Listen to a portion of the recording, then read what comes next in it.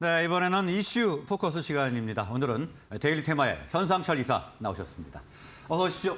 안녕하십니까. 네, 안녕하십니까. 안녕하십니까. 자, 지난주에 보면은 아무래도 글로벌 증시가 상당히 좋지 않은 흐름을 보였습니다. 그렇죠. 미국 증시 같은 경우에는 올해 가장 많이 하락한 걸로 제가 기억을 하는데 그렇죠. 이번 주 우리 증시 어떤 흐름을 보일까요? 일단은 저는 개인적으로 보았을 때는 이번 주 증시는 좀 단기적인 조정을 계속 받을 수가 있지 않을까라고 예상을 좀 하고 있습니다. 네. 올 초부터 사실 이 코스피 상승에 견인해왔던 부분에 있어서 이 외국인의 순매수세, 이 매수세가 굉장히 지수를 많이 견인을 했다라고 이제 볼 수가 있는데 실질적으로 이 매수세에서 매도세로 전환이 되면서 조금 이제 하방 압력을 좀 높이는 부분이 존재를 한다라고 이제 말씀을 드릴 수가 있겠습니다. 뭐 뿐만 아니라 사실상 제가 이 달러 환율 차트를 돌려보았을 때에도 원래 이제 달러가 좀 약세일 때 이제 외국인들의 순매수세가 많이 들어오는데 네. 이 차트가 바닥을 다지면서 달러가 강세로 다시 올라오는 차트의 흐름을 보여주고 있기 때문에 이 매도세의 힘을 더 보탰다라고 이제 말씀을 드릴 수가 있겠는데요. 그래서 지금 제가 보았을 때는 이번 주에 이제 코스피 같은 경우는 지수가 한 2,390포인트에서 2,480포인트 정도 네. 그 박스권 내에서 움직일 가능성이 좀 높지 않을까라고 예상을 하고 있고 코스닥 같은 경우에도 뭐 750에서 790포인트 네, 박스권에서 좀 조정장이 진행이 될 것이다라고 예상을 하고 있습니다. 하지만 뭐 3월 4일에는 이 중국의 양의 개막이 있는데 사실 이 경기 부양 정책의 기대감에 따라서 좀 우리나라 증시에 긍정적인 영향을 줄 수 있지 않을까라는 좀 기대감은 있는데 네, 좀 기대하는 분들이 많더라고요. 양호에서 그렇죠. 어느 정도 부동산을 비롯해서 경기 부양책이 확실하게 나올 것이다. 그렇죠. 뭐 이렇게 예상을 하시면서 좀 기대하는 분들이 많은데 좀 기대감을 낮춰야 될까요? 저는 솔직히 말씀드리자면 너무 네. 기대를 안 하는 게 낫지 않을까라고 생각을 하고 있습니다. 네. 왜냐면은 사실 주식이라는 게 모두가 다 알고 있는 시점과 타이밍과 누구나 다 알고 있는 종목들로 수익을 보기는 어렵거든요. 그래서 모두가 다 괜찮다 할 때는 조금 더 의심을 좀 해보셔야 된다라고 말씀을 좀 드리고 싶어요. 그래서 개인적으로는 이 투자하시는 분들 같은 경우에는 좀 적극적인 뭐 신규 매수보다는 내가 가지고 있는 보유 종목들을 좀 어떻게 대응을 할 것인가, 네. 이 리스크 관리를 어떻게 해야 되냐, 이런 관리 대응이 좀 우선적이다라고 말씀을 드리고 싶습니다. 네, 일단 공격적인 매수보다는 리스크 관리에 초점을 맞춰보자 이렇게 정리를 해보겠습니다. 맞습니다. 자, 지난 주말 뉴욕 증시는 뭐 아무래도 하락세로 마감이 됐는데 네네. 정리를 좀 해볼까요? 네, 간단히만 정리해 보도록 하겠습니다. 네. 지난주 미국 증시 같은 경우에는 다우지수는 마이너스 1.02%, 나스닥은 마이너스 1.69%, S&P 500 지수는 마이너스 1.05% 마감을 하면서 뭐 3대 지수가 사실상 조금 제법 낙폭을 보여주었다라고 이제 말씀을 드리고 싶은데 나스닥 같은 경우가 일단 지난주 한 주 만에 마이너스 3.3%나 빠졌어요. 그러니까 제가 차트를 조금 체크를 해봤을 때에도 차트상으로 좀 상승 탄력을 조금 많이 좀 잃었다라는 해석까지 가능할 만큼 조금 많이 내려왔다라고 이제 볼 수가 있는데 네. 사실 이 조정 배경으로는 그동안 좀 감소세로 보여줬던 인플레이션이죠. 항상 뭐 이 내용들은 어쩔 수가 없습니다. 인플레이션 증가폭이 다시 커졌다는 이 지표가 나오면서 추후에 이 FOMC 회의에서 금리를 다시 한 50bp 올리자라는 매파적인 의견이 좀 나올 가능성으로 투심이 좀 악화되었다라고 이제 볼 수가 있는데 제가 뭐 지금 뭐 우리나라 증시부터 지금 뭐 미국 증시 다 조금 좋지 않다, 안 좋다, 조정장이다라고 말씀드리는 이유는 사실 이런 경각심을 계속 가질 수밖에 없어요. 그래서 지금 같은 경우에는 조금 투자를 막연히 하시는 게 아니라 조금 관망을 하면서 좀 오르는 종목들 같은 경우에는 사실 개별주 종목들이 많이 오르거든요. 이런 시장에서는. 그래서 네. 제가 이런 개별주 위주로 이제 또 오늘도 종목을 가져왔기 때문에 그런 부분 마지막까지 좀 시청하신 다음에 종목 메모해 두시면 좋을 것 같습니다. 네, 일단 그 인플레이션이 문제입니다. 정말 끈질긴 것 같은데요. 어쩔 수가 없죠, 사실. 근데 네. 아무래도 지금 뭐 코로나가 터지고 난 뒤부터는 아무래도 전체적인 글로벌 경제가 좋지 않기 때문에 이런 부분에서도 물가 상승이 계속 나오니까 네. 어쩔 수가 없다고 저도 보고 있습니다. 계속 나오는 물가 지표 등을 좀 참고를 해 보셔야 될 것 같습니다. 맞습니다. 자, 다음은 지난 시간에 분석을 해줬던 종목 리뷰 시간입니다. 오늘 어떤 종목 리뷰를 해볼까요? 제가 일단은 지난 종목들 제가 가져오면서 리뷰를 해드리고 있는데 제가 웬만하면 다 최근 종목들 위주로 가지고 오고 있습니다. 근데 네. 사실 제가 이렇게 종목 추천을 했는데 조금 제가 방송 처음에 나왔던 종목을 매수를 하신 다음에 그대로 가지고 계신 계신 분이 전화를 주셨더라고요. 아, 네. 예, 그래서 어떻게 해야 되냐고 여쭤봐서 유선상으로는 상담이 어려우니 방송 한번 봐주셔라라고 이제 말씀드렸는데 그때 가져왔던 종목이 코스모화학이라는 종목이거든요. 네. 예, 그래서 코스모화학 같은 코스모학은 시간이 좀 됐던 걸로 기억이 그렇죠. 되는데요. 네, 제가 처음 나왔을 때예요. 네. 근데 그거를 또 문의를 주셔서 그 예전 종목들도 한번 가져와서 한번 설명을 드리고자 보유자분들 어떻게 대응해야 되는지 좀 설명드리고자 가져왔고요.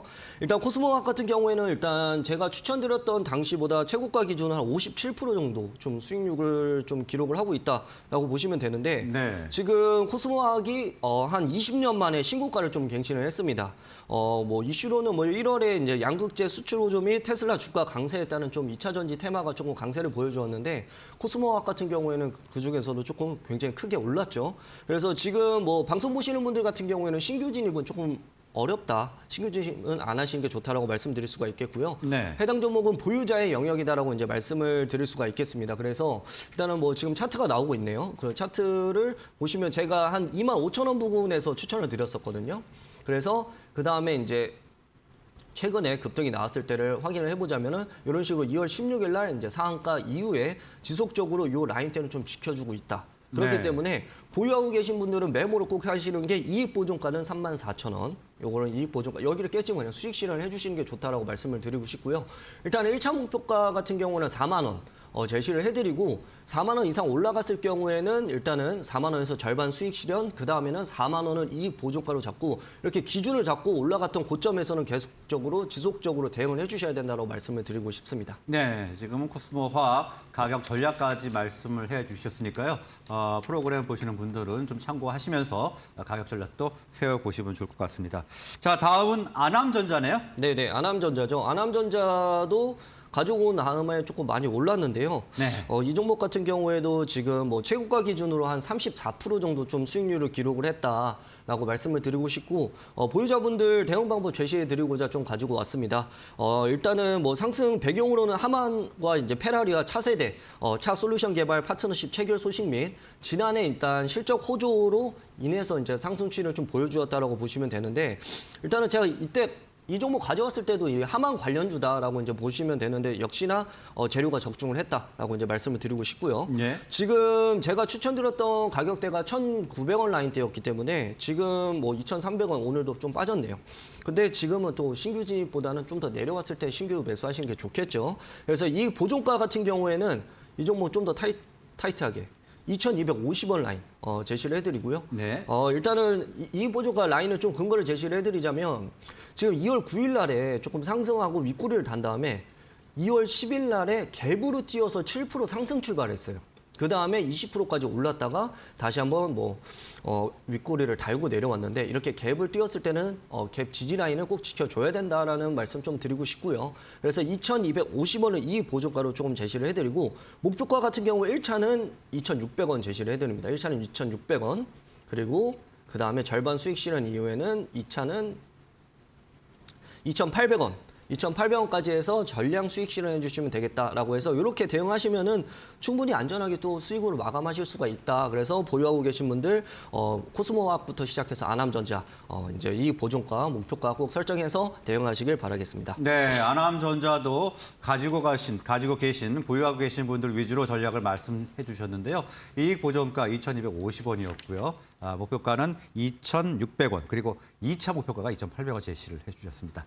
자, 다음은 오늘의 공략주 알아보도록 하겠습니다. 그렇죠. 어떤 종목 준비하셨습니까? 오늘의 공략주는 일단 M2I라는 종목을 가지고 왔습니다. M2I요? 네, 그렇습니다. 종목 설명 드리도록 하겠습니다. 스마트 HMI, 휴먼 머신 인터페이스 전문 업체다라고 보시면 되는데요. 인간과 기계 접속 장치 전문 업체다라고 간단히 좀 이해해 보시면 되겠습니다. 주 사업인 스마트 HMI 부분에서 이 4차 산업혁명으로 대표되는 이 스마트 팩토리 관련주다라고 보시면 되고요. 이 스마트 팩토리에 최적화된 스마트 HMI 제품, 업계 최초 쿼드코어 CPU에 최적화된 런타임 OS를 탑재한 탑 R 시리즈를 제공하고 있고요. 매출 대부분을 좀 차지를 하고 있다라고 말씀을 드릴 수가 있겠습니다. 그리고 뭐 스마트 팩토리 구축 시에 이제 현장에서 가장 필수적으로 요구되는 제품 라인업을 완성을 했다라고 보시면 되고요. 뭐 마이크로소프트 애저 이 오픈 AI 출시에 따른 기업 경쟁력 강화로 인한 수혜 가능성이 조금 존재를 한다라고 이제 간단히 설명드릴 수가 있을 것 같고요. 다음으로는 차트로 넘어와서 가격 전략 대응 말씀드리도록 하겠습니다. 네. 자, 일단은 지금 보시면 네, 오늘은 상승세를 나타내고 있네요. 약세장인데 1.5% 이상이 지금 오르면서 9,240원. 네네. 불과 아까 전까지만 해도 음봉이었는데 반등이 나와줬네요. 일단은 해당 종목 같은 경우에는 사실 지금 뭐 제가 확대를 했지만은 조금 변동성이 있어요. 그만큼 조금 가벼운 종목이지만은 우리가 이 어려운 장에서도 좀 수익을 좀 볼 수가 있는 종목이다라고 생각돼서 가지고 왔고요. 일단은 손절 라인 같은 경우는 8,500원 제시를 해드립니다. 이전에 조금 이 장기 이평선을 이탈해서 강하게 내려온다면 거기에서는 일단 손절을 좀 고려를 해보셔야 된다고 말씀을 드리고 싶고요. 네. 그리고 목표가 같은 경우에는 1차 목표가 10,000원. 이 가격 메모해 두시고요. 2차 목표가는 1,500원 제시해 드리도록 하겠습니다. 네, 오늘 M2I 오늘 공략주로 말씀을 해 주셨고요. 자, 가격은 목표가 1차 목표가 10,000원, 2차 목표가 1,500원 제시를 해 주셨습니다. 자, 오늘 말씀은 여기까지 듣겠습니다. 고맙습니다. 감사합니다.